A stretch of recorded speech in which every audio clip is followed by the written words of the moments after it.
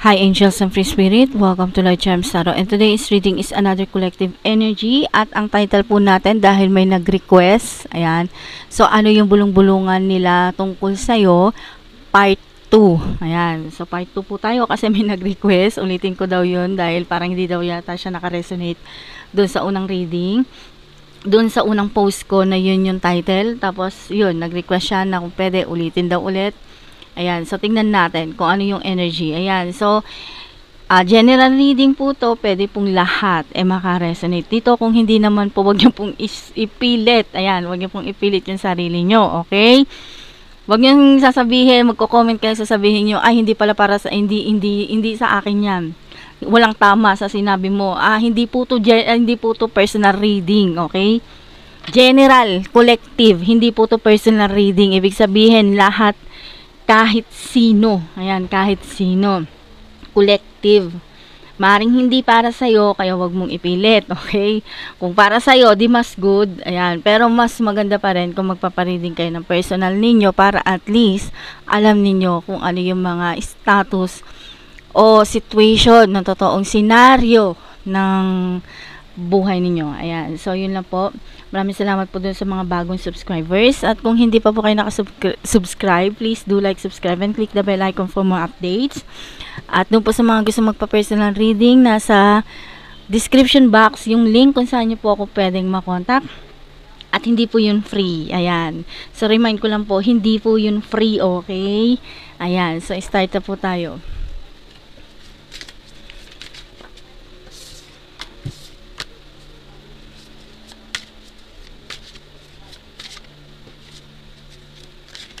Ano ang bulong-bulungan nila tungkol sa'yo? Part 2. Ayan, so lalagyan natin ng part 2 para alam nyo na part 2. Okay.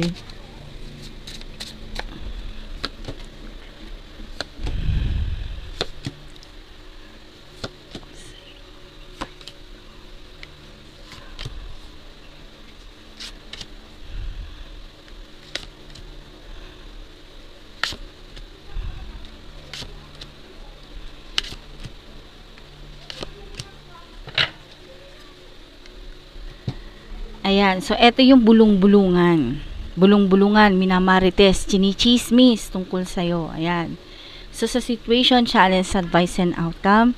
So eto po yung scenario. Okay, some of you, ex ninyo, ex-friend, ex-boyfriend, ex-husband, ex-wife, ex-coworker. Ayan, puro ex. Yung no contact, no communication, matagal nyo nang hindi nakikita, pero nai-stalk kayo sa social media. Ayan. So, eto yung reading para sa inyo. Kasi may nababibe ako dito na matagal nyo nang kilala to. Pero, bigla na lang nang ghosting. Ayan. Nang ghosting, ginosting kayo, or kayo yung nang ghosting sa kanila. Vice versa, kasi vice versa yung card natin. Okay? So, lahat. May nababibe ako dito na kayo yung gumib up, some of you. Ayan, so some of you naman, sila yung gumib up, ginib up ka. Ayan, so meron akong nababibe dito na si masculine, hindi maganda yung kalagayan niya ngayon. Okay? Pero si feminine, maganda yung kalagayan niya ngayon. Kumbaga,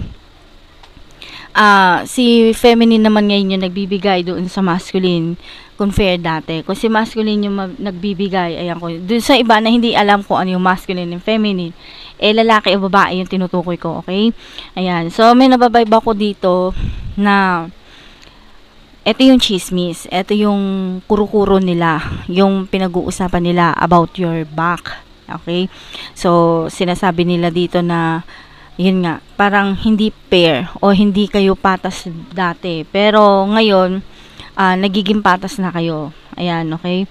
So, kayo naman ngayon yung nagbibigay, kayo naman ngayon yung tumutulong doon sa family and friends ninyo, or doon sa ex ninyo. Ayan, kumbaga, nagtutulungan na kayo ngayon. Pero, wala na kayong special, dito, relationship. Kumbaga, past is past, pero yung situation ninyo, kung dati kayong magka-relasyon, kung meron kayong deep na connection dito sa person na to, kunyari, dati kayong magsyota, mag-asawa, ganyan, um, hindi na ganun. Okay? Hindi na katulad dati na ganun pa rin kayo na sweet. Hindi na ganun. Hindi yung ganun ang nakikita ko dito.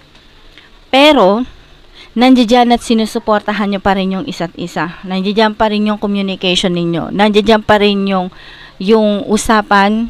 Ayan, chat, text, call, ganyan, video call, ayan, conforme kung ano yung ginagawa ninyo.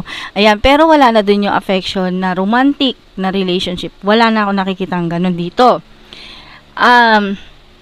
Kasi baligtad na yung sitwasyon nyo noon eh. Baligtad na. Kumbaga, kayo naman ngayon yung nasa taas and then sila naman ngayon yung nasa baba. Okay? So, kayo yung parang kayo yung mas nakakatulong na ngayon compare doon sa ano ninyo. Pero dati, siya yung tumutulong sa inyo. Okay? Ayan. So, hindi na, basta feminine and masculine, vice versa. Kasi vice versa nga yung card natin. Ayan. So, challenges, sa nakikita ko, alam mo yung yung nababibe ko kasi dito, parang may takot na eh. Natatakot na rin sila sa'yo. Kumbaga may takot na sila sa'yo at may takot na rin sila sa karma. Kasi ngayon, naniniwala na sila sa karma. Na meron talagang karma. Okay? Na akala nila ganun lang kadali yung buhay. Akala nila na easy lang alam mo yung sinisisi nila yung tadhana na parang pag nagbiro yung tadhana, ganito, ganyan, ganyan. Totoo naman. Kasi yun yung nakikita ko dito. Kumbaga, sinusubukan kayo kung hanggang saan yung pasensya ninyo. Kung hanggang saan yung limit. Okay, yung limit ng pasensya nyo sa isang tao. So, yun nakikita ko dito na pinagpapasensyahan nyo lang. Kasi, hindi ko alam kung ano yung intention ninyo, pero meron dito na ginagawa nyo yun for your good benefits. Okay? So, parang sa ikakabuti nyo rin naman. Kumbaga, kaya nyo pinagpapasensyahan yung tao kasi meron din kayong intention and then meron din silang intention sa'yo. Intention nila sa'yo is para gamitin ka. Pero yung intention mo naman sa kanya is para pwede mong takbuhan kapag kailangan mo ng tulong. Pwede mong takbuhan o lapitan kapag yung nasa oras ng kagipitan. Ganon. Kaya mo din siya pinapakitunguhan o pinapakitaan na maganda. So, yun yung nakikita ko dito. Ayan. So, sa ngayon, hindi kayo madalas mag-usap o hindi rin naman kayo madalas magkita, ganyan. Pero andiyan pa rin yung keep in touch, alam niyo, pero bihira lang kayo mag-usap, bihira lang kayo nakikipag-communicate dito. Parehas lang naman kayo kasi meron din kayong kanya-kanyang hinaharap. Kumbaga, may kanya-kanya din kayong trabaho o pinagkakaabalahan, so ganun. Pero yung nababibe ko kasi dito, kaiba kayo ng dimension. Kumbaga, yung hindi level eh. Hindi ko masabing level. Kasi, patas lang yung nakikita ko. Alam mo yung patas lang yung nakikita ko. Pero, iba lang yung, yung aura. Iba lang yung dating ng sitwasyon ninyong dalawa. May siniswerte at merong minamalas. Pero, hindi naman kayo pinagkakaitan, ganun. So, intindihin nyo na lang kung ano yung ibig sabihin ng card, okay? Pero mamaya bibigyan ko kayo ng clarity kung medyo confusing yung mga lumalabas dito. Ayan. So, sa nakikita ko din, isa pa na bulong-bulungan is yung pagiging unhealthy. Meron sa some of you may nakikita ako dito na sinasabihan, yung kumbaga parang, tumaba na, pumangit na, ba't ang pangit niya na, bakit ang taba niya na, yung mga something ganon. Some of you naman, vice versa. Kung mataba ka dati, tapos pangit ka dati, nakita ka nila na nagbago yung mukha mo, nagbago yung aura mo, nagbago yung katawan mo, na pumayat ka, sumeksi ka, gumanda ka. So, vice versa, yung nakikita ko dito, no? Pero yung iba naman, kumbaga kabaligtaran naman. Kung dati kang mataba, pumayat ka. Kung payat ka naman dati tumaba ka. Yung ganun. So, merong ganun na chismis o bulong-bulungan. Ayan. So, sa outcome, sa nakikita ko dito, alam din nila kung gaano ka magalit, kung gaano ka kabait. So, yun din yung usapan nila. Kumbaga, pinag-uusapan nila na na mabait ka kung sa mabait, pero pag nagalit ka, iba. Alam mo yun. So, yun yung isa pa na bulong-bulungan dito. And then, sa financial. Kumbaga, nakamonitor din sila kung anong trabaho mo. Anong ginagawa mo sa buhay. Saan ka kumukuha ng pera. Saan ka kumukuha ng pinagkakagastusan mo or ginagastos mo araw-araw. So, isa pa yon na issue. Kumbaga, yun yung pa yung kumbaga naka-monitor sila sa mga income mo. Ganyan. So, yun yung nakikita ko din. At some of you naman, sa nakikita ko dito, dati, ang saya-saya nyo. Nung magkakasama kayo, para kayong isang buong pamilya na masaya kayo, banding dito, banding doon, pero nagbago. Alam mo yun, nagbago yung lahat. Nabigla na lang. Minsan, nasira yun. Alam mo yun. Kumbaga, nagkaroon ng hidwaan. Misunderstanding.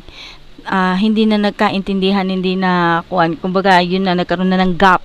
Nasira na yung relationship na binuo ninyo as a family. Yun yung nababibe ko dito. Kumbaga, antay dito basta merong nangyari na shifting dun sa buhay ninyo na magkagulo kayo. Kumbaga yung relationship ninyo bawat isa nasira na sa family ninyo, sa friends ninyo, sa mga basta anything na loved ones ninyo na related sa inyo or meron kayong na close relationship dati. Ayan, so ngayon parang wala na. Alam mo yun, yung dating ang saya-saya ninyo, tapos ngayon, wala na. Watak-watak na. Ganun. So, isa pa yun na pinag-uusapan nila. Kumbaga, napupunan nila yun, pinapansin nila. Ganun. So, sa pag-aantay naman, may nababibe naman ako dito na naiinip na sa pag-aantay. Ewan ko kung inaantay ninyo, no? Pero, kumbaga, inipin na kayo. Hindi nyo na maantay yung inaantay ninyo. Parang gusto nyo nang makuha, gusto nyo nang mangyari yung mga inaantay ninyo. Pero yung iba naman sa inyo, chill lang. Chill lang. Parang darating din yan kung darating. Ganon. Parang chill lang. Ganon. So, yun hindi naman nakikita nila sa'yo. Ayan.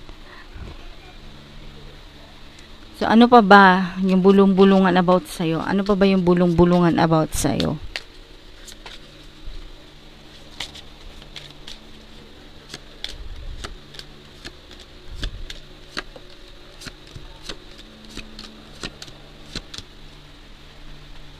Ayan, so yung bulong-bulungan sa'yo na isa pa is kung paano ka mag-ayos o yung i-fix yung bahay mo. Ganyan, masinop ka, maasikaso, maalaga, malinis. Kumbaga malinis ka sa bahay, hindi ka burara. So yun, isa pa yun. At alam din nila na malakas yung kutob mo. Alam mo yun, isa pa yun na chinichismis nila na malakas yung instinct mo. Alam mo kung niloloko ka o hindi.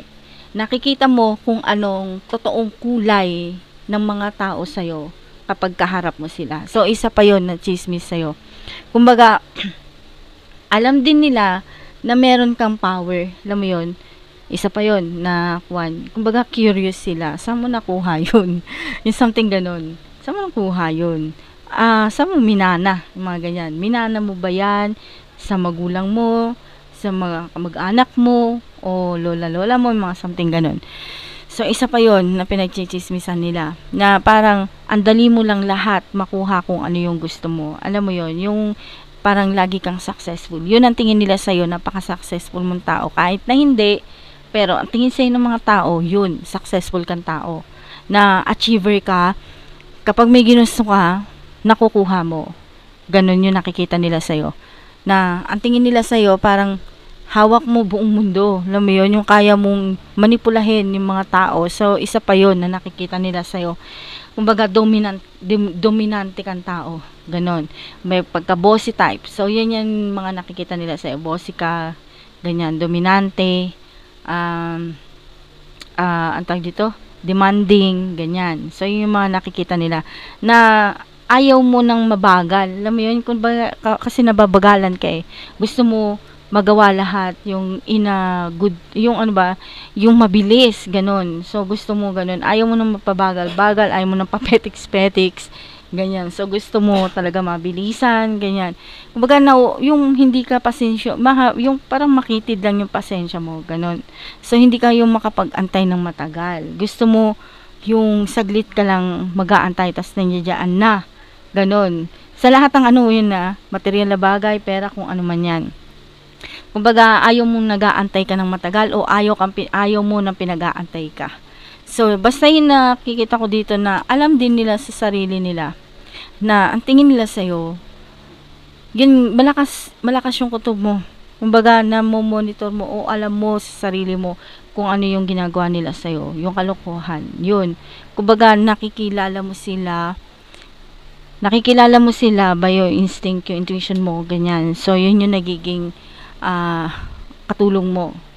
Ayan, para makilala mo yung isang tao ng lubusan. Ayan. So, yun lang po. Maraming salamat po. At don't forget to like, subscribe, and click the bell icon for more updates. And thank you for watching. See you next vlog. Thank you and bye-bye. Good night.